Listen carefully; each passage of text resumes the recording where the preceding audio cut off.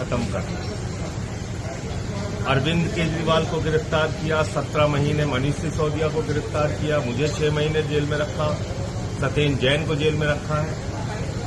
और जब ठीक चुनाव करीब आ गया तो अमानतुल्लाह को आज पकड़ के जेल में डाल दिया, क्योंकि अब जमानत हो रही है एक के बाद एक।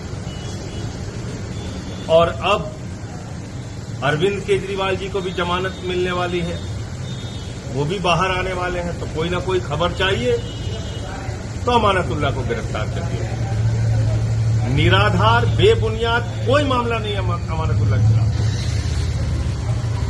कैसे गिरफ्तार किया गया? एक इंसानियत होती है, इंसानियत को कुचल कर गिरफ्तार किया गया।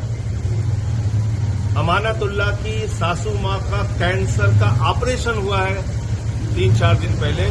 वो गंभीर हालत में अस्पताल से यहां लाई गई और घर पे एक वृद्ध महिला जो जिंदगी और मौत से जूझ रही है, घर वाले बता रहे हैं कि भाई उनकी हालत ठीक नहीं है, हमने आपसे लिख के समय मांगा है। ऐसा भी नहीं कि ईडी को नहीं पता था। अमानतुल्लाह की मदर इन लॉ के बारे में ईडी को नहीं पता था, ये भी नहीं है। लिख के सूचना दी गई कि हमें कुछ समय दे दीजिए, हमारी मदर इन लॉ की तबीयत खराब है, उनको कैंसर हुआ है, कुछ वक्त दे दीजिए, हम इन्वेस्टिगेशन जांच करेंगे।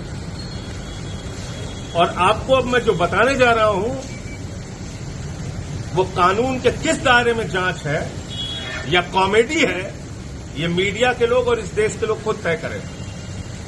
2016 में वक्फ बोर्ड का एक मामला बनाया जाता है और उस मामले के आधार पर सीबीआई पर्चा दर्ज करती है। पहला पर्चा 2016 में। 6 साल तक सीबीआई जांच करती है उस मामले की। 6 साल के बाद फाइनल चार्जशीट दाखिल करती है, अमानतुल्लाह को गिरफ्तार नहीं करती है और सीबीआई कहती है उनके खिलाफ रिश्वतखोरी का, भ्रष्टाचार का, आर्थिक अपराध का कोई मामला नहीं मिलता। 2020 में इसी मामले में एंटी करप्शन ब्रांच एसीबी वो मुकदमा लिखती है। इसी मामले में ईडी कूद पड़ती है, ईडी मुकदमा लिखती है। 2022 में एसीबी अमानतुल्लाह खान को गिरफ्तार करती है। अमानतुल्लाह खान को उसी मामले में जमानत मिल जाती है। कोर्ट कहती है, कोर्ट की टिप्पणी है जब एसीबी से जमानत मिली कि अमानतुल्लाह खान के खिलाफ कोई भी भ्रष्टाचार, आर्थिक अपराध, रिश्वतखोरी का मामला नहीं है। उसके बावजूद 2023 में अमानतुल्लाह खान के घर पे ईडी का छापा होता है, ईडी की छापेमारी चलती है। फिर 2024 में ईडी बुलाती है, 13 घंटे तक पूछताछ करती है। किस मामले में पूछताछ कर रहे हो? जिस मामले में जमानत मिल चुकी है, जिस मामले में सीबीआई की फाइनल चार्जशीट दाखिल हो चुकी है। ये ड्रामा नहीं है, कॉमेडी नहीं है, तो क्या है? और आज सुबह सिर्फ गिरफ्तार करने के उद्देश्य से, जेल में ठूसने के उद्देश्य से, जेल में डालने के उद्देश्य से अमानतुल्लाह खान को गिरफ्तार कर लिया गया।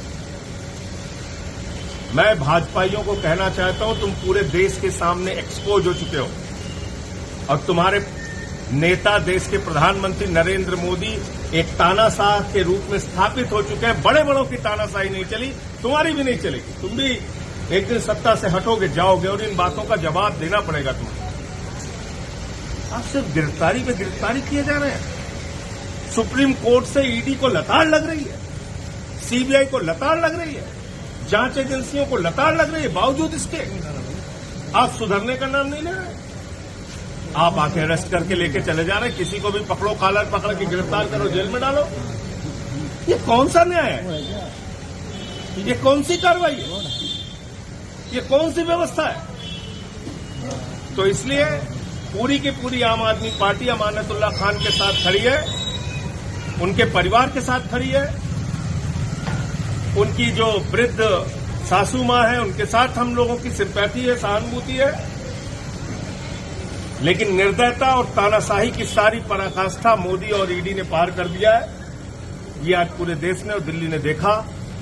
और जिस चुनाव के नाते ये सब कर रहे हैं भाजपाई, उनको मैं बता देना चाहता हूं, ये कार्रवाई तुमको बहुत महंगी पड़ेगी, बुरी तरीके से चुनाव में हारोगे। यही मैं कहना चाहता हूं। न्याय मिलेगा अमानतुल्लाह को भी, उनके खिलाफ कोई सबूत नहीं है, कोई मामला नहीं। विजय नायर को आज जमानत मिली, इस पर क्या कहें? इसमें अभी सबको जमानत मिलेगी।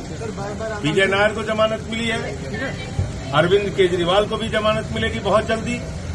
इसीलिए तो नया नया मामला ये लोग तैयार करते हैं।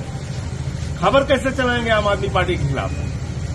सबको जमानत मिलती जा रही है, कोई सबूत है नहीं, तो बस एक मजाक बना लिया अपनी जांच एजेंसी के नाम पे। आते हैं, किसी का भी कॉलर पकड़ते हैं, चलो जेल चलो, चलो जेल चलो।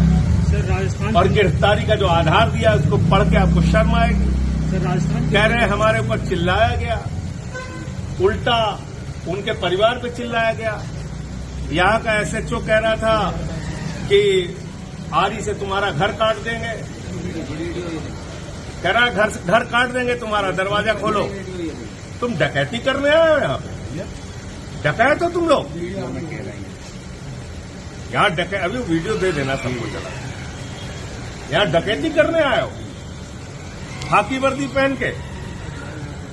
तो इसलिए उसकी जो कार्रवाई करनी है वो तो सब हम लोग कोर्ट में रखेंगे और इस सारे मामले को आम आदमी पार्टी अपने स्तर पे उठाएगी। बुलडोजर जस्टिस को लेकर एक सुप्रीम कोर्ट की टिप्पणी आई है कि आरोपी होने भर से आप किसी का घर नहीं गिरा।